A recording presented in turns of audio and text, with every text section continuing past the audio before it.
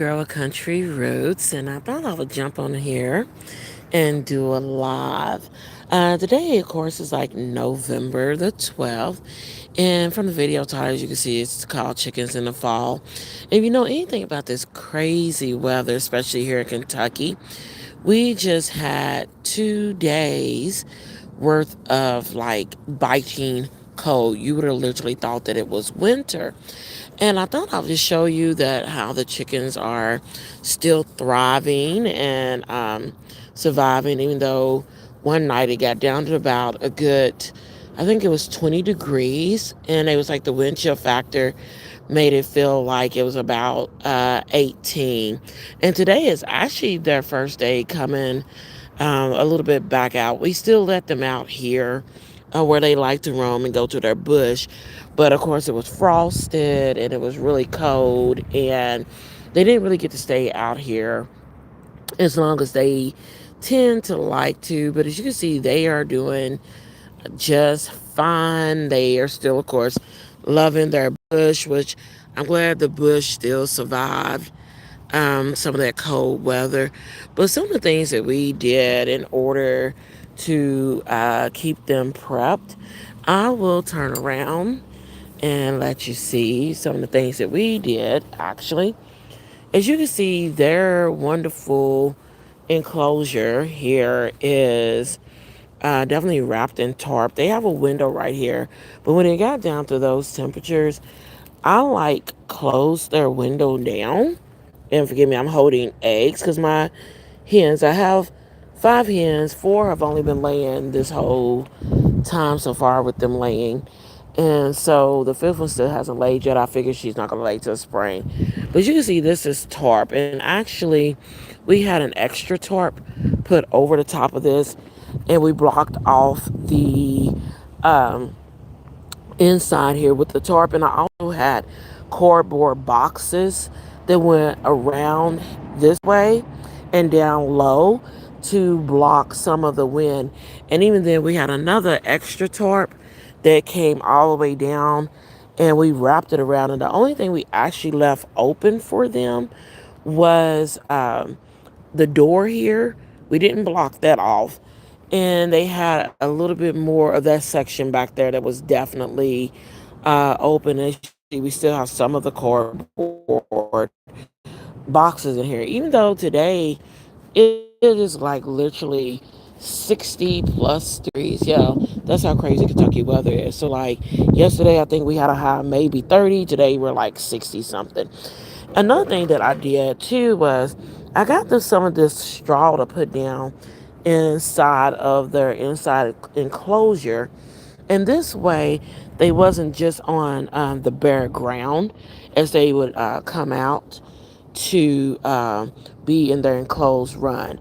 We also got them a little crack corn and put that down inside there for them in the evening, so the way they would have enough heat and energy to definitely keep them warm while they were inside throughout all the coating at night, because that's what the crack corn will do. It'll give them a little bit more energy to burn off and heat them a little bit.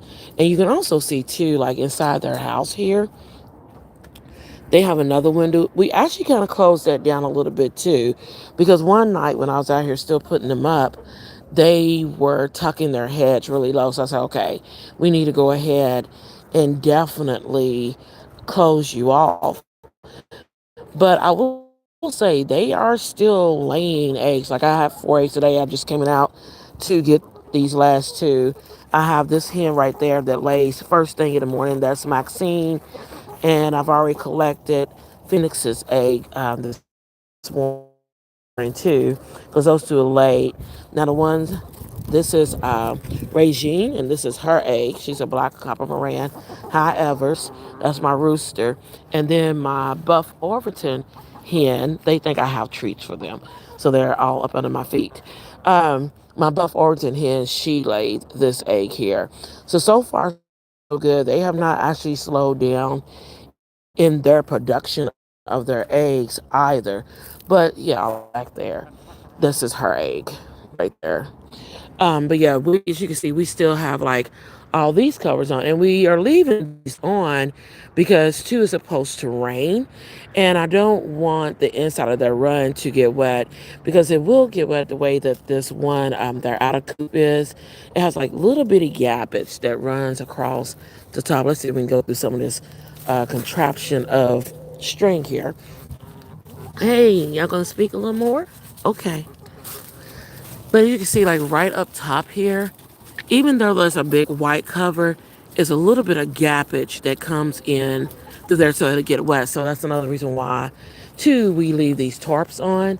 But if it does get wet inside, we put down what's called pine pellets of any place that gets wet on the inside, even around their enclosure.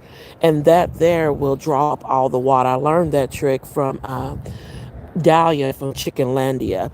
And I will say, so I got those from like Tractor Supply, and they're real cheap. I think it was like maybe $7.99 for a supersized bag. But this is what we did. And then two, another thing that we ended up doing was inside their coop because we knew that they wouldn't be able to come out and survive a lot. Well, they can survive in a lot of cold, but we didn't want them to get frostbite because you can see a lot of my hens have taller cones. Regine, can I show off your cone as you drink your water? You see her comb is very high, so we didn't want them to get frostbite. So that's another reason why we would let them out, but yet we would kind of leave them inside. And so we used some of the cardboard boxes as well as the tarps, and that was still as to help block some of that wind. But what we did do, we would put like fresh green grass and hi. Oh yes. Um, we would take and put fresh green grass, and we also have what is it, one of those brick blocks that they could peck at. We had to make sure that they had enough entertainment so that way, while they was kind of enclosed in there, they would not take and start picking with each other. So yeah, as I said, here in Kentucky, our weather goes crazy. And so we basically had winter, and now we're back to almost like a fall summer. And here's their little tunnel. They like to go up under here as well and hide out. But yeah, I said, if you're here or if you even have even more experience with winterizing your chickens, definitely comment in the comments below. That's because we are, doing things by the fly for TV. Now, I will say, what I did do it, I went to Rural King and I got some white plastic because what we're going to do is I'm not going to like cover this at all. We're going to leave that open. But what we are going to do is back here where we have this opening. Bear with me, guys, as I go back to the string. Where we have this opening right here, we are going to take and put plastic itself, like that clear, I think 4 mil plastic. And we're going to take and put that all the way down to about, I'll say here, because as you can see, we have a spotlight that comes on and let us know if anything has breached the wire fence, and it comes on it if something triggers it. So we're going to do that in the next couple of weeks or so as it really starts to get cold, and we know that it's not going to change back out like it's doing this week, because by Friday we are due to have 70 degrees weather. So as I said, it was a real fluke of the weather that came through for the last 2 days. But then we're also going to take and do their door in the white plastic here too. So we'll take and do this door all the way down in the white plastic. And we may, instead of actually doing the tarps again on the front like we did that real quick because that just sprung up out of nowhere for the coldness. But what we'll probably do is do this whole front in the white, so in the white plastic. That way too, they will be able to see out, and we'll be able to see in, and the plastic will also generate them some heat, and they won't feel like they are trapped in and can't see, and we won't feel like that they're trapped in and can't see. And another thing that we did do, because we found that with our chickens, like if we come in the evening, because my son and I, we will come in the evenings, when they go to bed, and we'll come in and clean. So you see we have this one little light that you can cut on. We found out with our chickens, they will come back out And kind of like, you got any more food for us? If we cut a light on while we in here cleaning, even though they're up on their roofs at night. So I will say I got that light too from Rural King. And it's like a camping light, but we just use it to finish picking up like their roost at night, putting up their food at night, just being able to see and everything. So, but I said we do find out that if we leave their little door open and we're in here cleaning like that with that light on, they will come back out and expect to eat again. So, this is what we're doing in order to prep and prepare for the Kentucky winter. So, because Kentucky's weather, as far as fall and winter, it gets kind of crazy. We're like 60, maybe 65 degrees today, 70 by Friday, but yet yesterday the high was only 30 in nighttime. Before that, we got down into like the low 20s. Now tonight's weather's only going to get down to about like the low 40s. But then come December, we don't know. We could end up having a good 70 degrees on Christmas and then turn right around for New Year's and high only be 17. So we do get all seasons. It just depends on which one is going to show up first. But yeah, that's what we're doing. Does anybody else have any like suggestions or, ideals about how that they prep and prepare for their chickens? And two, have you seen your chickens stop laying eggs? As you can see, my hens and stuff have not even did a molt yet.